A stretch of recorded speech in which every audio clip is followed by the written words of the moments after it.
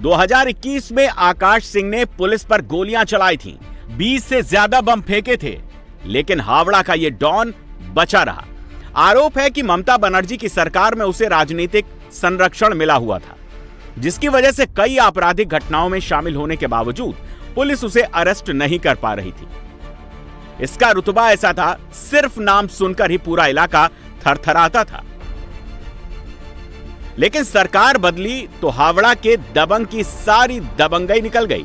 इसी महीने की शुरुआत में आकाश सिंह को पुलिस ने गिरफ्तार किया था। उस पर पुलिस अधिकारी पर गोली चलाने, रंगदारी गिरोह चलाने के आरोप हैं।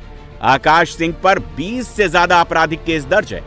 पुलिस ने आकाश सिंह को माली पांचघरा और गोलाबाड़ी थाना इलाके में ले जाकर क्राइम रिकंस्ट्रक्शन किया। पुलिस यह समझना चाहती थी कि आरोपी ने अपराध की प्लानिंग कैसे बनाई, किन लोगों की मदद ली और वारदात को किस तरह अंजाम दिया गया।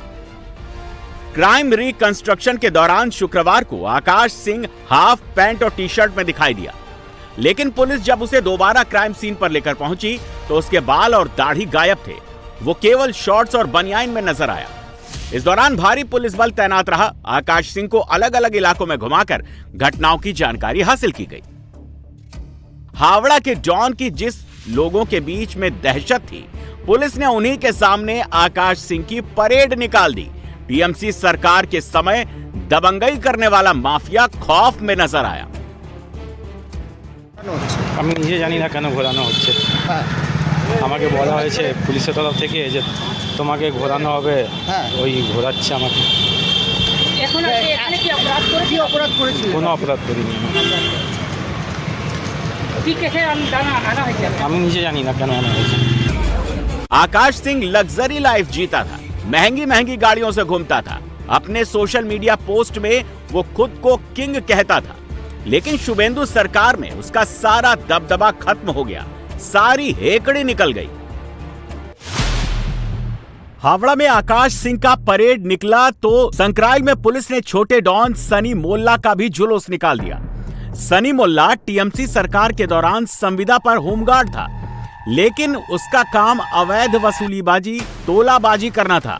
सनी मोल्ला पर आम लोगों से जबरन वसूली, मारपीट जैसे कई आरोप हैं। पुलिस ने संक्राइल में उसका परेड निकाला। हालांकि इस दौरान भी सनी मोल्ला के चेहरे पर कोई पछतावा नहीं दिखा। कमर में रस्सी बंधे होने के बावजूद वो हंसता रहा। बंगाल पुलिस ने टीएमसी नेता शमीम अहमद का भी हिसाब किताब फाइनल कर दिया है। कभी शिवपुर में शमीम की दबंगई चलती थी, आज इसका चेहरा ढका हुआ है। शमीम हावड़ा के शिवपुर में चुनाव बाद हिंसा का आरोपी है। शमीम ने बीजेपी कार्यकर्ताओं पर गोलियां चलाई थी, घरों पर बम बरसाए थे। इसी मामले में पुलिस ने शमीम के खिलाफ हिंसा भड़काने, अवैध हथियार रखने और आर्म्स एक्ट सहित कई गंभीर धाराओं में मामला दर्ज किया है। पुलिस जब इसे गिरफ्तार करने पहुंची तो घर के अंदर बने सीक्रेट तहखाने का खुलासा हुआ। बेसमेंट में सोना जड़े बेड मिले, लग्जरी सामान मिले।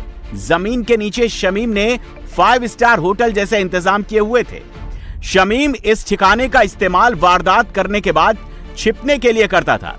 टीएमसी का नेता 7 मई से ही फरार था।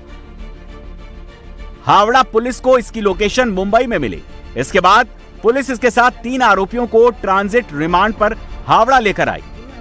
शमीम क्या बोलोगे शमीम? क्या लग रहा है, कुछ फंसाया है या क्या है? शमीम अहमद शिवपुर इलाके में काफी प्रभावशील माना जाता है। उसकी पत्नी शमीमा बानू तृणमूल की पूर्व पार्षद रह चुकी है।